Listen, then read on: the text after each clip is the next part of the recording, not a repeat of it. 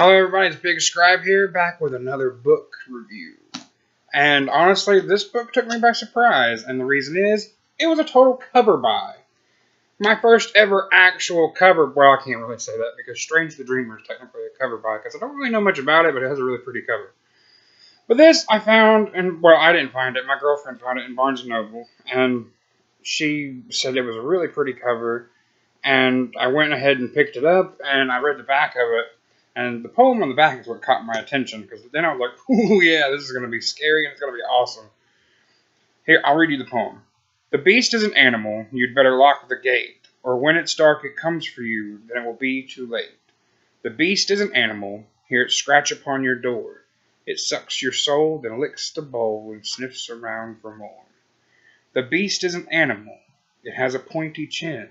It eats you while you sleep at night, leaves nothing but your skin. That got me, that gave me chills, and I was like, I have to read this book. From the moment you open the book, this book is terrifying.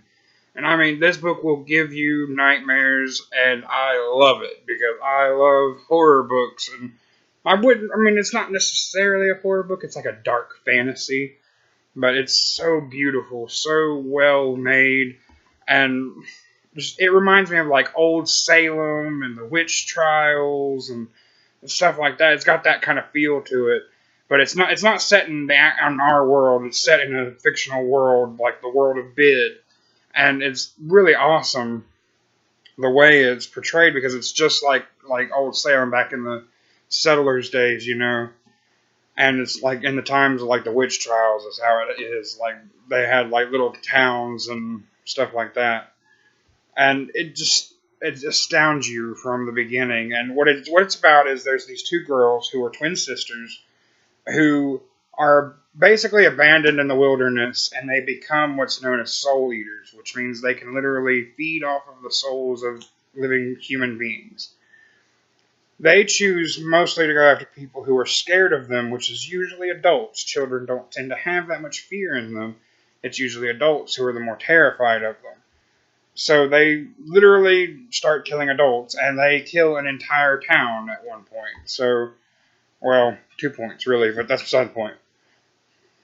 But really, it's about, I'm not going to spoil too much of it, it's about those girls, and then this one girl named Alice, whose life mission is to stop them. And I won't go into why she has to stop them or anything, because that would ruin the book for you, and I don't want to do that, because it's such an amazing book. And the ending, while it is really sad, it's sad in part, but it's also very beautiful in the end. And the ending is such a happy ending that it literally made me cry. And I thought it was beautiful, because this character goes through so much, and you go through it with her as you read this book, and you feel her pain. And it's sad that someone so young has to suffer so much in life. And I mean, when you really think about it, though, that was what a lot of girls were dealing with back in like the Salem days and all that, the witch trials and all that. That's what girls were dealing with. That's what they were having to overcome. Was if they were the slightest bit different, they were looked at as evil. They were looked at as a witch. And they touch on this a lot in this book, that people who know too much are considered evil. People who are gifted are considered evil. And it's touched on a lot in this book. And the book is really about nature and just overcoming evil. And it's so amazing. I loved it. I really did love it. And honestly, I know she's at work on not a second book of this. It's not a series, but she's at work on another dark fantasy. And I am definitely going to be reading it, because I am ecstatically excited about that. This book is amazing. This book is so good. And seriously, it's The Beast is an Animal by Peternelle van Arsdale. And I'm really sorry if I mispronounced your name, because she's watching this video, and I probably just slaughtered her name. But that's a really pretty name. Anyway, it's a really, really good book. You need to pick it up. It is at Barnes & Noble. It's really, really not that expensive. It's $18. Totally worth it. Worth every penny. I went through this book in like a week. I enjoyed it very much. Yeah, I know it takes me a long time to read because I have school and all that too, and I have health issues going on at the moment. But I read as much as I possibly can, and literally I've sat down and finished like the last 100 pages of the book in like a day. So I mean, it gets really good at some points, and you just can't put it down. So it's one of those books. But guess what? Along with this book, I have an interview that I did via email with the author, Peternelle van Arsdale. Yet again, sorry if I mispronounced your name. Question 1. What was your initial inspiration for the beast as an animal? Do you have a fondness for the woods? This is her answer. To answer your second question first, yes, I love the woods and I love trees. I've always wished I were knowledgeable about them and could identify them. Just recently I bought the book The Hidden Life of Trees by Peter Wolleben. I really don't know that name. And I look forward to reading it. There's something about the age and sturdiness of trees that gives me a great sense of peace. But I also love how frightening and even threatening they can be, like the trees in The Wizard of Oz. It's all in how you look at them. They're powerful. As far as my imagination for the novel, The Beast as an Animal really began with the 12-page prologue, which I originally wrote for a different and long-discarded novel. Writing that prologue was a transformative experience. It's where I discovered not just what I wanted to write about, but how. The prologue is essentially a fairy tale, and I grew up reading the classic fairy tales by the Brothers Grimm, so writing it tapped into all that old inspiration. I love the Brothers Grimm stories, and I actually want to get a whole book of their fairy tales because I think that would be an awesome thing to read through and have in my collection. But really, this book really does have a Brothers Grimm type feel to it, and well, kind of, sort of. I mean, it's inspired. You can tell it's inspired by Brothers Grimm, but the ending is totally non-Brothers Grimm-like because, I mean, I will tell you, there is good in the ending. There's sadness, but there is good in the ending. But I won't spoil it for you. Did you base the character Alice on someone, or is she completely a work of your imagination? This is her answer. I would say that Alice's fears and worries are very familiar to me, but she's wholly her own person. This character is so well developed. I mean, you almost picture everything. You can even see in your mind what she looks like, and her emotions are just so vivid and real that you feel everything she feels as you read this book. Were there any other characters inspired by real life? There are elements of characters and their struggles and personality traits that I pulled from here and there, but there is no character who is modeled after any one person. See, I'm the type of person that I like to model characters after people I know, and like that's just how I write. I write based on people I know or people I know in passing. I turn their personality traits into characters for my story. And I think some writers do that, some writers don't. And either way is perfectly fine. But, I mean, the characters in this book are amazing. And each character has their own little quirks and their own awesomeness. Honestly, my favorite character of the whole book wasn't even Alice. It was Mother. And Mother was, like, totally awesome. She was cool. She was a bad lady, man. Let me tell you. You can read this book because you'll find out that woman is great. How much research was required for this novel? Is her answer. The benefit of writing fantasy is that you can make everything up. I did some research on historic punishments for witches, some on midwifery and herbal remedies, Puritan-era clothing, and a bit about Welsh sheep herding. Research is my least favorite part of writing, honestly. I can't stand it. I really, really can't stand researching. I just like to write. I like to use my imagination and write, but when you research, you're actually having to do work. I don't like that. But, I mean, you can tell that this is like stepping into Old Salem. I'm telling you, like, that's what this book feels like. You really feel like you are there. That I keep comparing it to Salem, and it's not even it doesn't even take place in our world. But that's the best example I can give you, is it has that Salem-type feel to it. would you consider Alice an unlikely hero? And I don't really know why I asked that question. It just kind of popped in my head for some reason. But I do like her answer. I think true heroes are brave in the face of fear and uncertainty. And I think often that bravery comes from deep love and a deep desire to protect others or do the right thing. I think of Alice as someone who loves deeply and very much wants to be good. So in that way, I guess I don't see her as an unlikely hero. I think she is just the kind of human being who has the capacity for true and selfless heroism. And she really does. And the things that she has to overcome to get to that level of being a hero is just astounding, because she starts to see herself as this horrible thing, and she just can't stand herself, but she literally overcomes her own self-hatred to stand up and fight for the people that she loves. And like, that's one of the cool things about the book, because it really makes you think about your own life and the things you have to overcome so that you can be an inspiration to people. This is my next question. There is a great sense of loss and pain in this novel. Does that come from some personal experience? She said, this book is certainly very personal to me, and in many ways. While I began writing the novel prior to my mother's death, her loss informed the way I wrote about grief in the novel. And that's really, really apparent towards the end of the book, and you'll see why if you read it. Because the people that Alice loses, she are so close to her, and she mourns them so deeply. And, like, really, she doesn't even get the chance to mourn them because she doesn't have the time. She has to just go about her destiny and go and fulfill her destiny, while at the same time trying to mourn the people that she's losing. I mean, obviously, it's a dark fantasy. You know, a bunch of people are going to die in this book.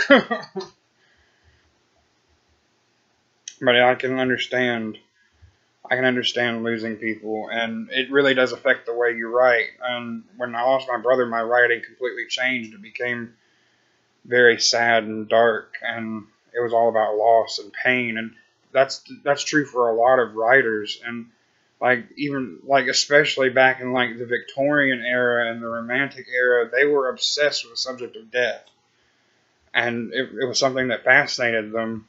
And I actually read something the other day for a research paper I'm writing for my English literature class, and it's really interesting that we're talking about this. It was this lecture that I was reading by this guy, and he pointed out that people write about death because we don't really understand it to the full extent. We don't know what happens. So writing about death allows us to imagine what it is like from the dead person's perspective. And I thought that was pretty astounding, and I added that into my notes for my paper and everything. And honestly, I might end up mentioning this book, but just as a point. Because this book is amazing. This book is totally great. Let's see. If your book were adapted for movies or television, who would you want to play Alice? And I love her answer yet again. I'd actually love it if Alice were played by a complete unknown. That way, she'd simply be Alice to us without any other associations. 100% agree. And I mean, if anything though, I don't know if you guys have seen The Witch. I wouldn't suggest it because, honestly, to me, it's a very dark, demonic type movie. But Elle Fanning in that movie her acting was impeccable and was amazing. And if anybody could play Alice that wasn't an unknown, I definitely think it would be Elle Fanning, because she would be great. But aside from that, I would be okay with a completely unknown person, as long as the acting was right and she could portray that inner turmoil and that grief perfectly. Then I would be okay with it. Do you have anything to say to your fans? This is pretty good. Well, first of all, the idea that I'd have fans is still hard for me to grasp. The novel was a long time in the writing, and while it's been more than a year since my publisher acquired it, I still have to pinch myself that it's finally a book that can be bought in stores and taken out of libraries.